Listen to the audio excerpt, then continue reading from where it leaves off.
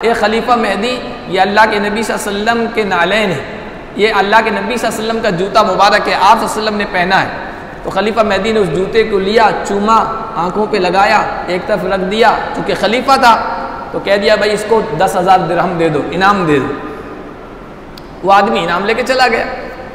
जब वो चला गया तो अपने हमनशीनों से जुलसा से कहा कि भाई मुझे पता है कि अल्लाह के नबी ने इस जूते को कभी नहीं इस्तेमाल किया है, अल्लाह के नबी ने इस जूते को कभी नहीं इस्तेमाल किया है। या अय्युहन नबिय्यु लिमा तुहर्रिमु मा अहल्लल्लाहु लक तब्तगी मर्दात अज़वाजिका वल्लाहु गफूरुर रहीम क़द फ़रज़ल्लाहु लकुम तहिल्लत अयमानिकुम वल्लाहु मौलाकुम व हुवल अलीमुल हकीम। आज के दर्स का आगाज़ अल्लाह के फ़ज़ल व करम से सूरतुत तहरीम की सूरतुत तहरीम से शुरू कर रहे हैं। सूरतुत तहरीम मदनी सूरत है, इसमें 2 रुकू हैं, 12 आयतें हैं और इस सूरत का जो मज़मून है यानी इसमें जो बातें बयान की गई हैं वो मज़मून इस्लाही मज़मून है। तरबियती कुछ बातें बताई गई है जो घरेलू खानगी ज़िंदगी के लिए बहुत अहम है और दुनिया और आखिरत की कामयाबी के लिए बहुत ज़रूरी है। सूरत की शुरू की जो आयतें नाजिल हुई है वो ख़ास 2 वाक़यात के सिलसिले में नाजिल हुई है और सूरत का नाम भी सूरतुत तहरीम उसकी पहली आयत के लफ्ज़ से बना है। सूरतुत तलाक़ जो है इससे पहले की सूरत है। तलाक़ की नौबत उस वक्त आती है जब पानी सर से ऊंचा हो जाता है। इस वजह से उसके बाद की जो सूरत है उसमें कुछ तरबियत की बातें बताई गई कि अगर घर में दीनी लिहाज से तरबियत का ख्याल रखा जाए शुरू ही से, नरमी के ज़रिए से, गर्मी के ज़रिए से और इस्लाह और सुधार का काम शुरू से ही जारी रखा जाए तो तलाक़ की नौबत नहीं आ पाती और घर के अंदर जो बातें उठती है उनकी बहुत हद तक दुरुस्तगी मुमकिन है। अल्लाह ताला ने इरशाद फरमाया या अय्युहन नबिय्यु लिमा तुहर्रिमु मा अहल्लल्लाहु लक, ए नबी आप उस चीज़ को क्यों हराम करार देते हैं जो अल्लाह ने आपके लिए हलाल करार दी। 2 वाक़यात हुज़ूर अलैहिस्सलाम की ज़िंदगी में पेश आए और इस सूरत की तफसीर में वो दोनों गड़बड़ कर दिए जाते हैं। एक वाक़या जिसमें पहली आयतें उतरी है और एक दूसरा वाक़या है जो तीसरी आयत में बयान किया गया है। नबी पाक सल्लल्लाहु अलैहि वसल्लम की एक बांदी थी जिनका नाम मारिया क़िब्तिया था। सुरैया ऐसी बांदी कहलाती है जिससे आका ताल्लुक़ कायम करता है, मियाँ बीवी की हैसियत से, बीवी की हैसियत से यूँ कहिए रखता है, तो उस बांदी को सुरैया कहते हैं। तो इस्कंदरिया का हाकिम था, बादशाह था, उसने हुज़ूर अलैहिस्सलातु वस्सलाम को हज़रत मारिया क़िब्तिया बतौर हदिया दी थी। नबी पाक सल्लल्लाहु अलैहि वसल्लम ने क़ुबा, मस्जिद जो क़ुबा है उस इलाक़े में इनका एक घर बना के दिया था। ये वहीं रिहाइश पजीर थी, वहीं रहती थी। अल्लाह के नबी सल्लल्लाहु अलैहि वसल्लम कभी कभार वहाँ जाया करते थे मुलाकात के लिए। एक मरतबा ऐसा हुआ कि हज़रत मारिया क़िब्तिया वहाँ से चलकर हुज़ूर अलैहिस्सलातु वस्सलाम की मुलाकात के लिए आई। तो मुलाकात के लिए आई तो उस वक्त हज़रत हफ्सा रज़ी अल्लाह ताला अन्हा, हज़रत उमर रज़ी अल्लाह ताला अन्हु की साहबजादी हैं, वो अपने मैके गई हुई थी अब्बास से मुलाकात के लिए, या घर पे नहीं थी। तो मारिया क़िब्तिया को वहाँ ठहराया हज़रत हफ्सा के घर में, और अल्लाह के नबी सल्लल्लाहु अलैहि वसल्लम ने शब्बाशी भी की, यानी उनसे मुलाकात भी की हज़रत मारिया क़िब्तिया से। हज़रत हफ्सा रज़ी अल्लाह ताला अन्हा जब यहाँ आई, वापस घर आई, तो उनको पता चला कि मारिया क़िब्तिया हमारे घर में ठहरी थी और अल्लाह के नबी ने उनसे ताल्लुक़ भी कायम किया। एक औरत के लिए एक सौतन वाला जो मिजाज होता है वो अज़वाज मुतहरात में भी था, वो भी इंसान थी, इंसानी जज्बात थे उनके साथ भी लगे हुए थे। तो उनको गैरत आई, अल्लाह के नबी सल्लल्लाहु अलैहि वसल्लम से कहने लगी, या रसूल अल्लाह, दूसरी अज़वाज मुतहरात की भी तो घर थे, उन सारों के घरों को छोड़कर मेरे घर में उनको आपने ठहराया और उनसे ताल्लुक़ कायम फरमाया। इसका मतलब ये है, हदीस के अल्फाज है, हवानी आली का, यानी मैं बिल्कुल बेहैसियत हूँ, 4 पैसे की मेरी हैसियत और अहमियत नहीं है, आप एक बांदी को मेरे घर में ठहराएं और उससे वो ताल्लुक़ कायम करें जो मुझसे कायम करते हैं। इस तरह की गैरत आई। तो बहरहाल वो बांदी थी, ये ज़ौजे मुतहरा थी, आपकी अहलिया थी, घरवाली थी।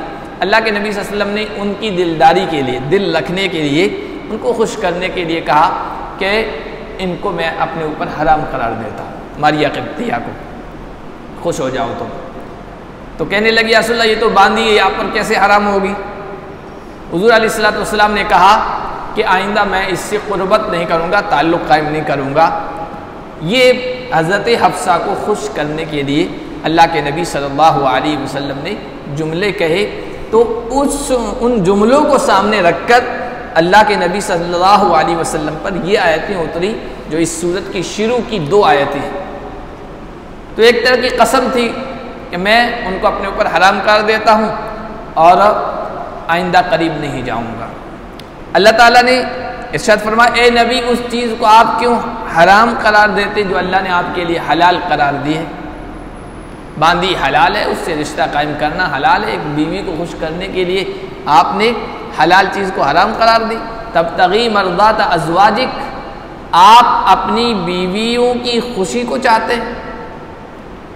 इसमें तरबियत का एक पहलू कुरान के पढ़ने वालों के लिए ये है कि बीवी से मोहब्बत रखना, मोहब्बत का ताल्लुक़ रखना ये ठीक है, लेकिन मोहब्बत इस हद तक हो कि उसकी मोहब्बत में इंसान कहीं पागल ना हो जाए और नामुनासिब बातें, नामुनासिब काम न करने लग जाए, शरीयत की हुदूद को फलांगने लग जाए। मोहब्बत तो बीवी से ही करेगा और किससे करेगा? तो मोहब्बत तो बीवी से कोई मना नहीं, इंसान बेपनाह टूट कर मोहब्बत करे अपनी बीवी से, लेकिन ऐसी मोहब्बत कि शरीयत की हुदूद को फलांग जाए, ये दुरुस्त नहीं है। तो अल्लाह के नबी सल्लल्लाहु अलैहि वसल्लम ने के ऊपर ये आयतें उतरी कि आप अपनी बीवियों की खुशियाँ चाहते हैं और एक हलाल चीज़ है उसको हराम करार देते हैं। फिर आगे कहा, वल्लाहु गफूरुर रहीम, अल्लाह बख्शने वाला है, रहम करने वाला है। ये हुजूर ने जो किया ना, ये कोई लग़ज़िश नहीं थी, कोई गलती हो जिस पर पकड़ हो जाए, ऐसी बात नहीं थी। लेकिन नबी अलैहिस्सलातु वस्सलाम पूरी उम्मत के लिए, इंसानों के लिए नमूना होते हैं। इसलिए अल्लाह तबारक व तआला ने ऐसा डांट वाला अंदाज जिसमें प्यार झलक रहा हो, जिसमें मोहब्बत झलक रही हो, वो वाला अंदाज इख्तियार किया। और उसमें भी कोई कह सकता था, देखो अल्लाह के नबी को डांट पिलाई गई, तो कहा कि तुम्हें ये कहने का हक़ नहीं है, वल्लाहु गफूरुर रहीम, अल्लाह बख्शने वाला, रहम करने वाला है। बाज़ उलमा ने तो कहा कि इसको लग़ज़िश भी नहीं कहेंगे, हम ख़ता भी नहीं कहेंगे, गलती भी नहीं कहेंगे नबी अलैहिस्सलाम के बारे में, बल्कि यूँ कहेंगे खिलाफ़ औला। खिलाफ़ औला का मतलब नामुनासिब बात, कोई गलती नहीं, कोई चूक नहीं, कोई लग़ज़िश नहीं, नामुनासिब बात जो नबी अलैहिस्सलाम की शान के लायक नहीं थी, ये नहीं होना चाहिए था। अल्लाह के नबी ने अपनी बीवी को खुश करने के लिए ऐसा जुमला कह दिया। तो बहरहाल अल्लाह ने तो ऐलान कर दिया, मैं बख्शने वाला हूँ, रहम करने वाला हूँ, कोई दूसरा कौन उंगली उठाने वाला हो नबी की ज़ात पर। फिर अगर इस तरह का मामला पेश आ जाए, अच्छा ये बात भी देखिए, बहुत सारी ऐसी बातें जो नामुनासिब हैं, जो खिलाफ़ औला हैं, बेहतर नहीं है, वो नबी अलैहिस्सलातु वस्सलाम के ज़रिए से करवाई गई ताकि उम्मत के सामने मसला आए। इस तरह के समाज में, मुआशरे में, घरेलू ज़िंदगी में चीज़ें पेश आती रहती है। अगर नबी अलैहिस्सलातु वस्सलाम के ज़रिए से ये बातें न होती, कुरान की आयतें न उतरती, तो आज हमारे लिए कहाँ हम मसला ढूंढते फिरते। तो घरेलू ज़िंदगी में इस तरह के मामला पेश आते रहते हैं। अब देखिए एक होता है कसम खाना, कसम खा ली, कसम बखुदा मैं ये काम नहीं करूँगा, हालांकि वो काम हलाल है, जायज़, तो उस कसम का कफ़ारा है। भाई जो काम मुनासिब है वो करो, कसम को तोड़ दो, जो मुनासिब काम है वो करो और कफ़ारा दो। जैसे कोई कसम खा ले बीवी से नाराज़ होकर, बच्चों से नाराज़, कसम बखुदा मैं तुम्हें खर्चा नहीं दूंगा, हालांकि बेहतर ही है कि खर्चा दे। अब कसम खा ली बीवी से, कसम बखुदा मैं तुमसे कभी बात नहीं करूँगा, किसी रिश्तेदार से कह दिया, वालिदैन ने औलाद के मी से किसी के बारे में कह दिया, दोस्त ने दोस्त के बारे में नाराज़ होकर कह दिया, कसम खा ली। तो जो बात बेहतर है वो करना चाहिए और कसम के ख़िलाफ़ करके कसम का कफ़ारा अदा कर देना चाहिए। अल्लाह ने उससे निकलने का रास्ता ही बनाया। इसी तरह कोई चीज़ हलाल है उसको हराम करार दे दिया। मैं टमाटर को अपने ऊपर हराम करार देता हूँ, बैगन से किसी को नाराज़गी है, चिढ़ है, एलर्जी है, मैं बैगन को अपने ऊपर हराम करार देता हूँ, ये कह दिया। या किसी हराम चीज़ को हलाल करार दिया, शराब मेरे लिए हलाल है, मैं तो पीऊँगा, तो ये किसी हलाल चीज़ को हराम करार देना और हराम चीज़ को हलाल करार देना, ये भी कसम ही के दर्जे में है। अब अगर हलाल चीज़ को हराम करार दिया है ना, तो हलाल चीज़ कर ले, कसम के ख़िलाफ़ करे, कसम का कफ़ारा दे। पहले वो चीज़ करे फिर कसम का कफ़ारा दे। और हराम चीज़ को हलाल करार दिया तो चूँकि वो चीज़ करने जैसी है नहीं, शराब पीने जैसी तो है नहीं, उसको हलाल करार दिया तो वो तो करना तो नहीं है, लेकिन फौरी तौर पर उसका कफ़ारा दे देना है। अल्लाह ने फरमाया, अल्लाह ने तुम्हारे लिए तुम्हारी कसमों के खोलने का तरीक़ा मुतय्यन कर दिया है। कसम खा लो किसी चीज़ पर तो फिर ये है कि कफ़ारा दे दो। तो अल्लाह के नबी सल्लल्लाहु अलैहि वसल्लम ने उसका कफ़ारा भी दिया। वल्लाहु मौलाकुम, और अल्लाह तुम्हारा कारसाज, काम बनाने वाला है। काम बनाने का मतलब कोई मुश्किल में फंस जाओ, किसी मुसीबत में फंस जाओ तो रास्ता निकालने वाला है। तो अल्लाह ने ये रास्ता निकाल कि कोई आदमी किसी हलाल चीज़ को हराम करार दे या हराम चीज़ को हलाल करार दे, तो अब क्या रास्ता है? तो अल्लाह ने ये रास्ता बनाया। ये मौला, ये कारसाज है। वह हुवल अलीमुल हकीम, और वह अल्लाह जानने वाला भी है, हिकमत वाला भी। वइज़ा सर्रा नबिय्यु इला बअज़ि अज़वाजिही हदीसा, ये तीसरी आयत शुरू हो रही है। यहाँ दूसरा वाक़या पेश आया, जब नबी ने अपने किसी ज़ौजा को कोई बात चुपके से कही। ये वाक़या जो पेश आया था, आगे 2-3 आयतों में यही इसी का जिक्र है। अल्लाह के नबी सल्लल्लाहु अलैहि वसल्लम का मामूल था कि बारी तो अज़वाज मुतहरात के दरमियान मुतय्यन थी, जिसके यहाँ बारी होती थी रात वहीं गुजारा करते थे। लेकिन आपका दूसरा मामूल ये था कि रोज़ाना असर के बाद आप हर अपनी ज़ौजा, अपनी अहलिया के घर जाते थे, मिजाज पुरसी कि क्या हाल है, मिजाज पूछने के लिए। कोई ज़रूरत हो घर की तो वो पूछने के लिए, ताकि वो ज़रूरत पूरी कर दी जाए।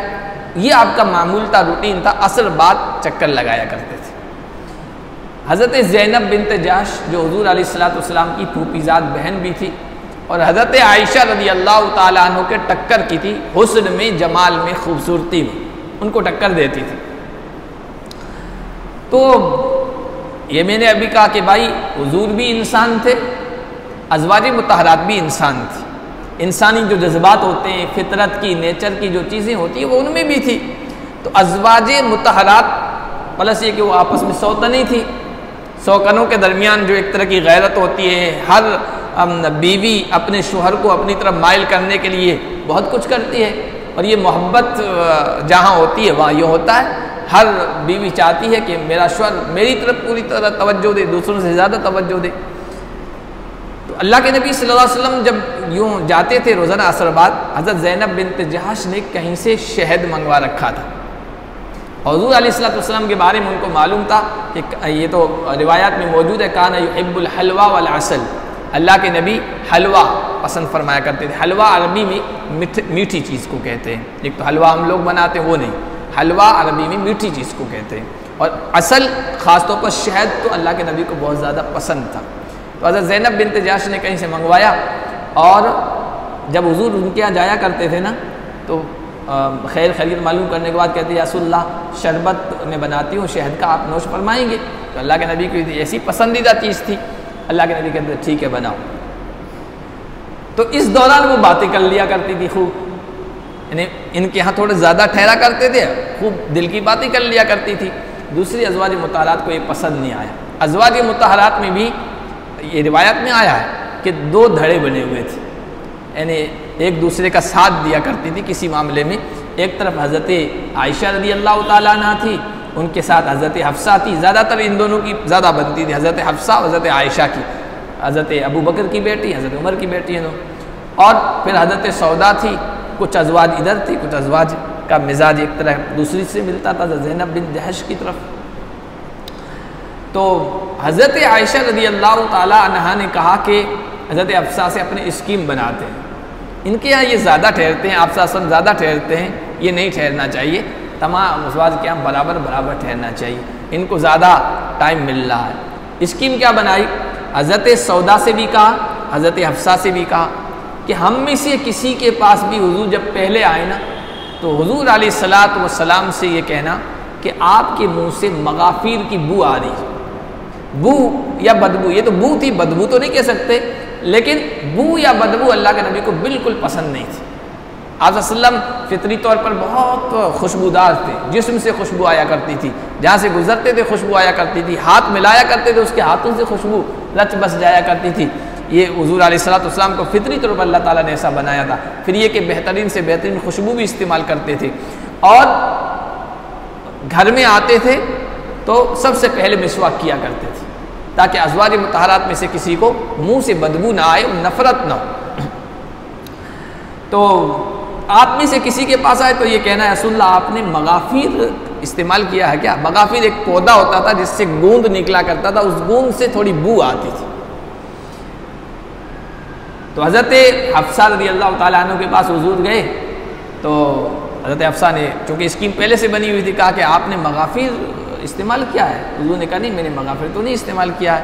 तो कहने लगी मगाफिर इस्तेमाल नहीं किया तो इसका मतलब ये है कि आपने शहद इस्तेमाल किया होगा। कहाँ, शहद तो इस्तेमाल किया है। तो हो सकता है मगाफिर के पौधे पर शहद की मक्खी बैठी हो, और चूँकि शहद की मक्खी जिस चीज़ का रस चूसती है उसकी तासीर उसमें आ जाती है, तो ऐसी कोई शक्ल बनी होगी। तो कहा ये तो पता नहीं।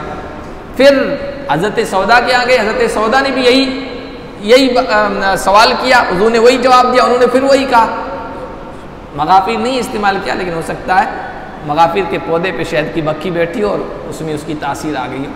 फिर हज़रत आयशा के पास आए, हज़रत आयशा के पास आए, हज़रत आयशा ने भी यही कहा। तो अल्लाह के नबी सल्लल्लाहु अलैहि वसल्लम ने हज़रत आयशा से कहा कि भाई ठीक है, मैं आइंदा से शहद इस्तेमाल नहीं करूँगा। अपनी बीवियों को खुश करने के लिए ये बात कही, और ये कहा कि आइंदा से मैं शहद इस्तेमाल नहीं करूँगा। और हज़रत आयशा से ये कहा कि देखो, ये किसी और को मत बताना, राज की बात औरतों से, और ये कहकर कि मैं तुम्हें बता रहा हूँ किसी और को मत बताना, तो समझ जाओ वो लीक होगी। वो राज तो जाहिर होना ही है, औरतों के पेट में बात नहीं रहती है, और ऐसे भी किसी आदमी के पेट में नहीं रहती है। वो कहते हैं ना, होंठों चढ़ी कोठों चढ़ी, होंठों पर जो बात आई वो कोठों चढ़ जाती है, वो हर जगह फैल जाती है। लेकिन बहरहाल हमारे सामने नमूना भी रखना था कि इस तरह भी होता है। घर के, इसमें ईमान वालों को, कुरान का पढ़ने वालों को कहा गया, घर के जो राज के बात होते हैं, राज की जो बातें होती है, शोहर को कहा जा रहा है बीवी की कोई इस तरह की राज की बात है, चाहे वो खल्की हो या खुल्की, खल्की का मतलब उसके जिस्म से मुताल्लिक हो या खुल्की अखलाक से मुताल्लिक हो, वो राज पाश न करे, किसी अजनबी को न बताए।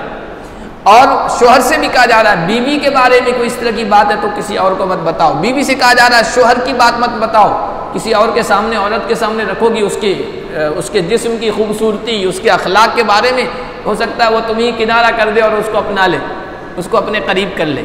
तो घर के राज जब ज़ाहिर होते हैं तो घर में तबाही आती है, बर्बादी आती है, इसलिए ये वाक़या नकल किया गया। तो हज़रत आयशा रज़ी अल्लाह ताला अन्हा से कहा कि बताना नहीं किसी को, लेकिन हज़रत आयशा रज़ी अल्लाह ताला ने हज़रत हफ्सा से कह दिया कि भाई अपनी स्कीम कामयाब हो गई, अपन जो मकसद चाह रही थी वो कामयाब हो गई, आइंदा से ज़ैनब के यहाँ हुजूर ज़्यादा नहीं ठहरेंगे। फिर हुजूर अलैहिस्सलाम गए, हज़रत ज़ैनब ने भी महसूस किया मेरे यहाँ ठहर नहीं रहे, पहले शहद इस्तेमाल करते थे, शहद इस्तेमाल नहीं कर रहे, वो भी टोह में लग गई कि क्या बात हुई। कुछ अज़वाज मुताहरात उनकी तरफ भी थी। अब अगर ये राज खुल जाता, आगे बढ़ जाता, तो घरों में जो है तबाही मच जाती, ख़ासतौर पर जबकि कई बीवियाँ थी हुज़ूर अलैहिस्सलाम की, तो राज मज़ीद ज़ाहिर हो जाता कि हुज़ूर ने इनकी खुशनुदी के लिए तुम्हारे यहाँ ठहरना पसंद नहीं किया है, तो बहुत कुछ घर में उथल पुथल हो जाती। तो उस के बारे में ये आयतें उतरी है। वइज़ असर्र नबी इला बअज़ि अज़वाजिही हदीसा, और जब नबी ने अपनी किसी ज़ौजा को कोई बात चुपके से बताई, फलम्मा नब्बअत बिही, जब उसने और आगे बता दी, हज़रत हफ्सा से कह दिया हुज़ूर ने ऐसा कहा है, अपनी स्कीम कामयाब हो गई है।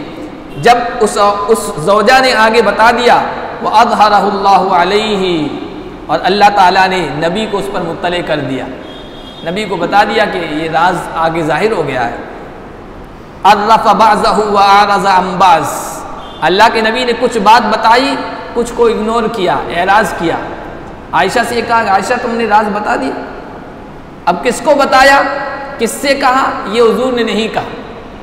इससे मालूम है कि हर बात पूरी डिटेल के साथ, तफसील के साथ नहीं बयान करनी चाहिए, आफियत इसी में होती है। यहाँ पर बाज़ उलमा ने बहुत अजीब बात लिखी है कि बहुत सी बातें ऐसी होती है जहाँ आपको तफसील के साथ नहीं बताना है। कोई चीज़ हुई, आप इस तरह जाहिर करें कि गोया आपने देखा ही नहीं, या आपने सुना ही नहीं, या आपके साथ ये मामला पेश ही नहीं आया है। ज़िंदगी में अच्छी ज़िंदगी बसर करने के लिए बाज़ मरतबा ये बहुत ज़रूरी होता है। और फिर उन्होंने एक वाक़या सुनाया, वाक़या लिखा कि खलीफा महदी, एक खलीफा गुज़रा है, उसका दरबार था, लगा हुआ था, लोग बैठे थे दरबार में। एक आदमी आया हाथ में जूता लिए हुए और आकर कहने लगा, ये खलीफा महदी, ये अल्लाह के नबी सल्लल्लाहु अलैहि वसल्लम के नालैन है, ये अल्लाह के नबी सल्लल्लाहु अलैहि वसल्लम का जूता मुबारक है, आप सल्लल्लाहु अलैहि वसल्लम ने पहना है। तो खलीफा महदी ने उस जूते को लिया, चूमा, आँखों पे लगाया, एक तरफ रख दिया, चूँकि खलीफा था तो कह दिया भाई इसको 10,000 दिरहम दे दो, इनाम दे दो। वो आदमी इनाम लेके चला गया। जब वो चला गया तो अपने हमनशीनों से, जो लसा से कहा कि भाई मुझे पता है कि अल्लाह के नबी ने इस जूते को कभी नहीं इस्तेमाल किया है, अल्लाह के नबी ने इस जूते को कभी नहीं इस्तेमाल किया है, लेकिन अगर मैं बोल देता, मैं जाहिर कर देता कि भाई तू झूठा है, तू गलत है, अल्लाह के नबी का ये जूता है ही नहीं, तो वो बाहर जाता, लोगों के दरमियान कहता देखो अल्लाह के नबी का ये गुस्ताख है, अल्लाह के नबी के जूते का इनकार कर दिया है। तो इसलिए मैंने उस पर कोई तबसरा नहीं किया, कोई कमेंट पास नहीं किया है, आंखों से लगा लिया और चूमा, उसको एक तरफ रख दिया, उसको अपने मकसद में कामयाब नहीं होने दिया। बाद मतलब ऐसा होता है कि इंसान कुछ चीज़ों को इग्नोर करे और उसी वक्त वो कह देता नहीं अल्लाह के नबी का जूता नहीं है, तो बहुत हंगामा खड़ा हो जाता। आज दुनिया में बहुत सी जगहों पर, कई जगहों पर तो वाकई हुजूर के मुँह मुबारक हैं, बाल मुबारक हैं, लेकिन बहुत सी ऐसी जगहों पर जहाँ ऐसा लगता है कि यहाँ कैसे पहुँचा होगा, लोगों ने अलग रखे हैं कि ये हुजूर के मुँह मुबारक हैं, हुजूर के बाल मुबारक हैं। अब उसका इनकार कर दें तो कहेंगे गुस्ताख रसूल है, ये हुजूर सल्लम की अज़मत को नहीं मानते हैं, तो वहाँ पर इसी तरह नज़रअंदाज करते हुए चले जाए इंसान। तो घरेलू ज़िंदगी में भी ये बहुत ज़रूरी है। अर्रफ़ बअज़हु व अअरज़ अन बअज़, अल्लाह के नबी ने कुछ बात बताई और कुछ से एराज़ किया। फलम्मा नब्बा बिही क़ालत मन अम्बाका हादा, जब अल्लाह के नबी ने आयशा से कहा कि बात ज़ाहिर कर दी तुमने, लीक कर दी। हज़रत आयशा को ये खदशा था कि हफ्सा को मैंने बताया तो हफ्सा ने कहा होगा, लेकिन ऐसा नहीं था। हुजूर ने कहा नब्बानी अल अलीमुल खबीर, मुझे किसी और ने नहीं बताया है, उस ज़ात ने बताया है जो ज़ात जानने वाली है, जो हर एक की खबर रखने वाली है, अल्लाह ने मुझे बताया है। और देखो ये राज ज़ाहिर करना घरेलू ज़िंदगी में उथल पुथल मचा देता है। ये तुम दोनों ने स्कीम बनाई, ये ठीक नहीं थी। इन ततूबा इलल्लाहि फ़क़द सग़त क़ुलूबुकुमा, अब अगर अल्लाह की तब तुम तौबा कर लो, रुजू कर लो, तो तुम्हारे दिल माइल हो गए हैं और सही रास्ते पे आ गए हैं। वइन तज़ाहरा अलैहि, और अगर तुम दोनों हुजूर के ख़िलाफ़ इस तरह जत्थाबंदी करोगी, एक दूसरे का तावन करोगी, तो देखो इन्नल्लाह हुवा मौलाहु व जिब्रील व सालिहुल मुमिनीन, अल्लाह नबी का कारसाज है, काम बनाने वाला है, जिब्रील हैं, सारे नेक मोमिन हैं, वल मलाइकतु बअद ज़ालिका ज़हीर, उसके बाद सारे के सारे फरिश्ते भी अल्लाह के नबी के मददगार हैं। तुम कुछ नुकसान नहीं पहुंचा सकती, लेकिन तुम्हारा ये काम और तुम्हारी इस तरह की स्कीम, ये मकसद तुम्हारा दुरुस्त नहीं है। बाज़ मरतबा क्या होता है, बीवियों के जहन में ये बात आ जाती है। अगर एक बीवी है तो उसके जहन में, या कई बीवियां हैं तो उनके जहनों में कि हमारा शोहर हमसे बेपनाह मोहब्बत रखता है, हमें चाहता है। तो जिस तरह हम शोहर को चाहती हैं, हमारे लिए शोहर ज़रूरी हैं, शोहरों के लिए हम भी तो ज़रूरी है। नाज करती है, हमें वो कैसे छोड़ देंगे, हमें वो कैसे जुदा कर देंगे अगर कोई इस तरह का काम कर लें। तो अल्लाह ताला ने आगे कहा, इस ख्याल में मत रहना, असा रब्बुहु इन तल्लक़कुन्ना युब्दिलहु अज़वाजन खैरम मिनकुन्ना, उम्मीद है, हो सकता है अगर नबी तुम्हें छोड़ दें, तलाक दे दें, तुमसे बेहतर अल्लाह तबारक व तआला उनको अज़वाज दे दे, घरवालियाँ दे दे। और उनमें क्या खूबियाँ होना चाहिए, जो मोमिन औरत में खूबियाँ होनी चाहिए। एक बीवी के अंदर 7 यहाँ अल्फाज आए, मुस्लिमात, कि वो मुसलमान हो, मुस्लिम मतलब फरमा बरदार हो, ज़ाहिरी तौर पर सही रास्ते पर चलने वाली हो। मुमिनात, मुस्लिम इस्लाम का ताल्लुक़ ज़ाहिर से, और ईमान का ताल्लुक़ अक़ीदे से, अंदर से है। तो वो मुसलमान हो और उनका अक़ीदा भी ठीक हो। कानितातिन, बड़ी इबादत गुजार हो। ताइबातिन, अल्लाह की तरफ रुजू करने वाली, तौबा करने वाली हों। आबिदातिन, इबादत गुजार हों। साइहातिन, साइहात के माना फिरने वाली, अल्लाह की धरती पर यानी हिजरत करने वाली, या फिर उसका तर्जुमा साइमातिन कहा गया कि वो रोज़ा रखने वाली हों। और सय्यिबातिन व अबकारा, सय्यिबा, सय्यिबा ऐसी औरतें जो पहले शोहर देख चुकी है, फिर चाहे उनका तलाक हो गया हो या उनके शोहर का इंतकाल हो गया हो, शोहर दीदा औरत को कहते हैं। और अबकारा, कवारी औरत। अल्लाह तबारक व तआला तुमसे बेहतर औरतें दे दें, क्योंकि हुज़ूर अलैहिस्सलातु वस्सलाम की ज़िंदगी में आपके अज़वाज में से देखें तो सिर्फ हज़रत आयशा कुंवारी थी, बाकी सब अज़वाज ऐसी थी या तो उनको तलाक हो चुकी थी या उनके शोहरों का इंतकाल हो चुका था। तो फरमाया कि सय्यिबात भी हो सकती हैं और बाकिरा कुंवारी भी हो सकती है।